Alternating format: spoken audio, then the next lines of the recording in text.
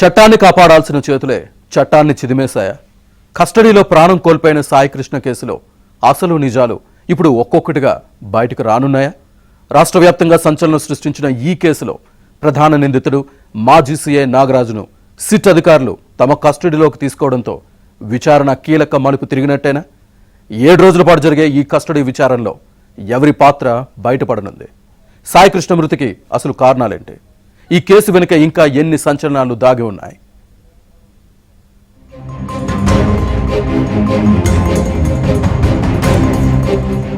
విజయవాడ కృష్ణలంకకు చెందిన rowdy sheeter Gade Saikrishna custodial death కేసులో నిందితుడు నాగరాజును ఎట్టకేలకు సిట్ కస్టడీలోకి తీసుకుంది. వారం రోజుల పాటు విచారించి సాయికృష్ణ డెడ్ బాడీ మాయంకు సంబంధించిన వివరాలను రాబట్టాలని ప్రయత్నం చేస్తోంది. గతంలో విజయవాడ కోర్టు, హైకోర్టు విధించిన కఠినమైన షరతుల కారణంగా ఈ కేసు దర్యాప్తు స్తంభించిపోయింది. నిందితుడు పోలీస్ అధికారి కావడంతో ఆయన్ను జైల్లోనే విచారించాలన్న షరతును ప్రభుత్వం సుప్రీంకోర్టులో సవాల్ చేసింది.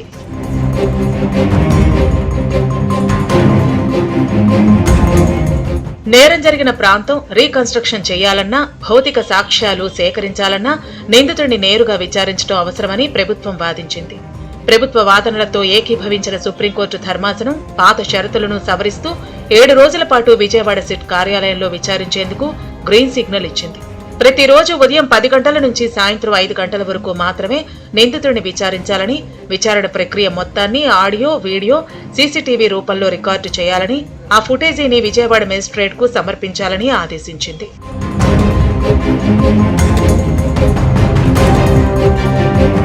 నిందితుడిపై ఎలాంటి భౌతిక దాడి లేదా థర్డ్ డిగ్రీ పద్ధతులు ఉపయోగించరాదని, విచారణ జరుగుతున్న సమయంలో నిందితుడి తరపు న్యాయవాదిని కలిసేందుకు అనుమతి ఉన్నప్పటికీ నిరంతరాయంగా ఆయన పక్కనే ఉండేందుకు వీల్లేదని సుప్రీంకోర్టు షరతులు విధించింది. దీనిపై సిట్ ఆడియో, వీడియో రికార్డింగ్ సాధ్యం కాదని కోరుతూ పిటిషన్ దాఖలు చేయగా ఉన్నత న్యాయస్థానం ఆ పిటిషన్ను కొట్టేసింది. దీంతో సిట్ రాజమండ్రి సెంట్రల్ జైలుకు వెళ్లి నాగరాజును విజయవాడ తీసుకొచ్చి ఇన్ఛార్జి కోర్టులో హాజరుపరిచారు. ఉదయం 10 నుంచి సాయంత్రం 5 గంటల వరకు విచారణ చేసిన తర్వాత నాగరాజును ఎక్కడుంచుతారనే అంశంపై కోర్టు ప్రశ్నించింది. విచారణ అయిన తర్వాత కూడా తమ ఆధీనంలోనే సీసీ కెమెరాల పర్యవేక్షణలో రక్షణ ఇస్తామని సిట్ కోర్టుకు విన్నవించింది. దీనికి కోర్టు అంగీకరించడంతో సిట్ నాగరాజును కస్టడీలోకి తీసుకుని తమ కార్యాలయానికి తరలించారు. ఫెయిర్ ఇన్వెస్టిగేషన్ చేయాలన్న ఉద్దేశం ఉంటే లోయర్ కోర్టు ఆర్డర్నే వాళ్ళు ఒబ్లైజ్ చేసేవాళ్ళు. మరి వాళ్ళు ఏ ఉద్దేశంతో మరి సుప్రీంకోర్టు దాకా వెళ్ళారో తెలియదు. మా క్లయింట్ని ఇబ్బంది పెట్టడం తప్ప ఇంకేం లేదండి. ఇందులో నాగరాజు గారిని ఈ కేసులో ఫాల్స్గా ఇంప్లికేట్ చేశారు. చేయడం కాకుండా ఆయన చాలా మెంటల్గా హెరాస్ చేయాలనే ఉద్దేశంతో వీళ్ళు సుప్రీంకోర్టు దాకా వెళ్ళారు సార్. బలవంతంగా ఇది ఒప్పిస్తారనే ఉద్దేశంతో సుప్రీంకోర్టు వారు కూడా వీడియోగ్రఫీ చేయమని చెప్పారు. దాని ప్రకారమే మేము సుప్రీంకోర్టు గైడ్లైన్స్ ప్రకారం మేము నడుచుకుంటున్నామండి. వ్యవస్థ నడవాలంటే పోలీసులు చాలా ముఖ్యం అండి. ఇందులో వీళ్ళు పోలీసుల ఆత్మస్థైర్యాన్ని మాత్రం దెబ్బతీస్తున్నారు. పొలిటికల్గా కానీ ఏదైనా కానీ సమాంతరంగా వీళ్ళందరూ ఒక ప్యారలల్ ఇన్వెస్టిగేషన్ నడిపి మిగతా వాళ్ళందరూ కూడా సిట్ వారు కాకుండా పోలీసుల ఆత్మస్థైర్యాన్ని దెబ్బతీస్తున్నారండి. ఇలా చేయడం వల్ల భవిష్యత్తులో ఎక్కడ కూడా ఏ పోలీసు కింద ఉన్న మెన్ ఎవరు కూడా డ్యూటీ చేయాలని చాలా భయపడతారు.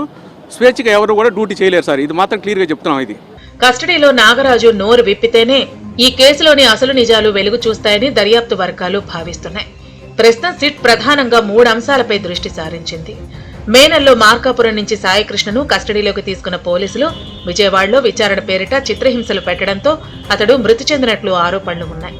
అయితే ఇప్పటి వరకు సాయికృష్ణ మృతదేహం లభించకపోవడం సిట్ కు పెద్ద సవాలుగా మారింది. శవాన్ని ఎక్కడ ఎలా మాయం చేశారనేది నాగరాజు ద్వారానే రాబట్టాల్సి ఉంది.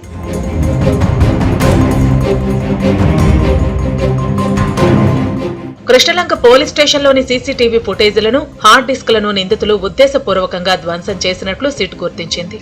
వీటి రికవరీ ఈ కేసులో కీలక భౌతిక ఆధారంగా మారనుంది. సాయికృష్ణ గోవాకు పారిపోయాడని నమ్మించేందుకు నిందితులు డ్రామా ఆడారు. అతని మొబైల్ ఫోన్ను ఒక జిమ్ ట్రైనర్ ద్వారా గోవాకు పంపడం, ఒక ప్రైవేట్ డాక్టర్ ద్వారా గాయాలకు చికిత్స చేయించడం వంటి వ్యవహారాల్లో ఎవరెవరి పాత్ర ఉందనే కోణంలో దర్యాప్తు చేస్తున్నారు. ఇప్పటికే నాగరాజు సన్నిహితుడు సురేష్ తో పాటు లొంగిపోయిన హెడ్ కానిస్టేబుల్ అశోక్, నానీలను సిట్ ప్రశ్నించింది. మరోవైపు తనపై నమోదైన హత్య కేసును కొట్టివేయాలంటూ మాజీ సీఐ నాగరాజు హైకోర్టులో పిటిషన్ దాఖలు చేశారు. కేవలం కొందరి వాంగ్మూలాల ఆధారంగానే తనను ఇరికించారని ఆయన వాదిస్తున్నారు. రాబోయే వారం రోజుల పాటు సాగే సిట్ కస్టడీ విచారణతో ఈ లాకప్ డెత్ మిస్టరీ వేడి సాయికృష్ణ మృతదేహం ఆచూకీ లభిస్తుందో లేదో చూడాలి.